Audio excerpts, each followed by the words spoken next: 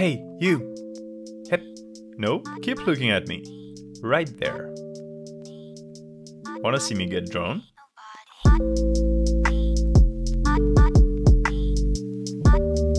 Well, hello there, I'm Detroit. I'm still alive and well.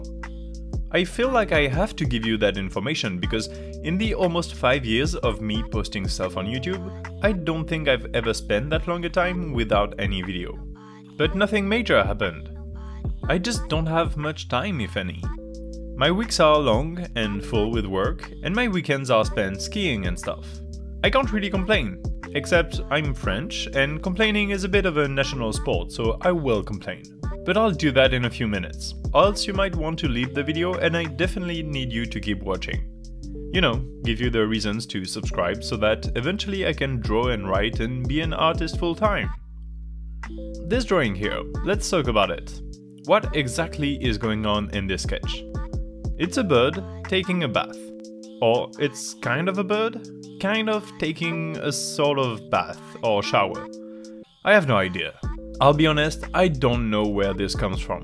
I just started doodling and this idea came to mind. Something comfy and sweet, but also weirdly unnerving. I actually doodled the idea first and then I hit record later, so you're seeing the sketch while the idea was already there. It's just less messy this way, trust me. In terms of composition, I decided to go for the slice of room style, like book nooks and such, where you concentrate all the elements of the design into a single cube, or parallelepiped, or elongated cube shape in this case. This way you're not bothered by walls, or floors, or anything else really. You have everything floating in the void. For a cartoony illustration where the line art represents 90% of the picture and a very simple color palette, this works best. I wouldn't even have known what else to draw around the centerpiece. It would have been just more of the same. So the centerpiece, the bird, or chick maybe even, is lodged firmly and comfortably inside the bathtub. I just realized, by the way, that the water drain is outside of the tub, which makes no sense. Although with the size of the bird relative to the tub, it actually makes sense since not a lot of water should even reach the inside of the tub. So it's a case of me being doubly wrong and thus right. Instead of a shower head, I really wanted this big bird to have a very simple water faucet. I like the design of pipes in general and I couldn't resist the idea of having a huge faucet with a big spinning valve on top. As if there would be a way for this bird to turn the water on or off. I'm not even sure this bird has arms, or wings rather. Maybe it's a kiwi bird with useless wings. I have no idea, but at this point there aren't many things still making sense. Like the cup with the toothpaste and toothbrush on the heated towel holder. Since when do birds have teeth? I'm pretty sure they shouldn't. Also, again, no hands to squeeze the toothpaste out of the tub with. Also, don't put the electrically powered towel rack right next to a shower. And on the other side of the scene, what do we have? A large bunch of pipes, going everywhere. At this point it's almost reassuring that it wouldn't make sense. Finally, a cute little box cupboard thingy to hold the clean towels, a radio, and the soap and lotion on top. Oh, I almost forgot the carpet piece to ensure the bird won't drip water everywhere when exiting the bath. So far, the design of this illustration doesn't make sense, but we can agree, maybe, that it's a rather simple and nice vibe. A bird taking a bath in a comically tiny bathroom. What gives a bit of spice to the idea is the expression of the bird. For almost the entire duration of this drawing process, this bird had a sad face, with tears in its eyes. I wanted to invoke this universal feeling of crying in the bath as a comfort-seeking thing. But when inking the drawing, I decided against this, because it made almost too much sense. What if instead the bird was looking straight at you? What? How could the subject of an illustration look right at you, the viewer of this YouTube video? Yes, you. Or alternatively my Instagram followers, at d3_sd by the way, if you wanna follow me. Anyway, this bird is looking straight at you. And now you have questions, and I don't have the answers, so let's talk about the colors. I wanted a limited color palette, and one that I have never used before. I think the color that I used the least in the years I've been drawing is definitely green.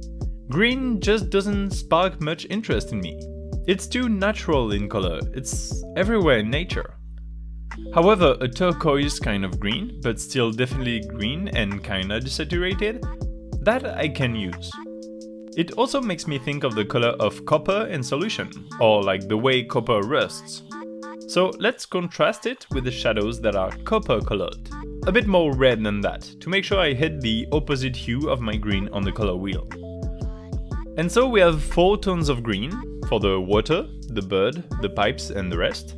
And we have 3 tones of red, for the inking, the shadows, and for the background that is very slightly pink, which in my book counts as red. And that's about it. That's how you make this very specific illustration.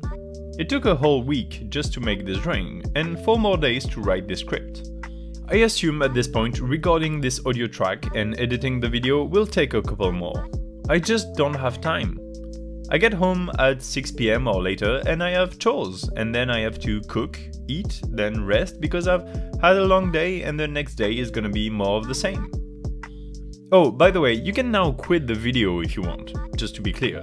Until the end of the video, I'll basically just be ranting and not contributing in any way to the art world. Or if you want, you can keep watching and turn the sound off, or whatever, you do you. What was I saying? Ah yes, how I don't have time. I have a very fulfilling job as an engineer now. I would love to become an artist full-time, and I'm still gonna pursue that, but maybe later. I do like my new job. More importantly, it pays so very well, I can't really complain about the long hours. It's very mentally taxing though, and I'm having a hard time finding motivation to be active and creative when I get home. When you add to that very busy weekends, it's no wonder I wouldn't be able to make weekly videos. The last 3 weekends have been hectic. I had parties, I went snowboarding twice and for whole days. I did lots of chores that I didn't have time to do during the week. I wrote a little, did some sculpting. Oh, and I ran a lot. A while back I told you I started running and that my friends and I were planning on running a semi-marathon in April. Well, last Sunday we ran 21 kilometers, which is a semi-marathon. So I'm not very anxious for the race in April, but it does take 2 hours to run this much, and I end up fully fatigued at the end, so not the best moment to draw for a YouTube video. Anyway, that's my excuse as to why I haven't released a video in like 3 or 4 weeks. I'm not dead, I'm just busy, and frankly, after a whole year of unemployment, I'm kinda happy to be busy. It's how I roll, I never want or have any free time. I love being busy. In the near future, I'm either gonna soar through the sky and pursue 10,000 things, or I'm gonna crash and burn. Now, I'm not gonna burn out, I'm just joking. This is an example as to why I wouldn't burn out. When I don't have time to do stuff, I don't do them. That's all. These past couple weeks, drawing wasn't my priority, and so I chose to not draw for a bit. People sometimes tend to forget this simple fact that some things are possible and some aren't. I hope this reminder can help you, maybe or maybe not. Maybe nobody's even watching at this point. If you are, tell me in the comments. Better yet, start your comment with something like a laugh, like haha, so it's innocuous. Oh, and you should also subscribe, that will show them. I'm Detroit, and I'll see you when I see you. Lots of love. Bye!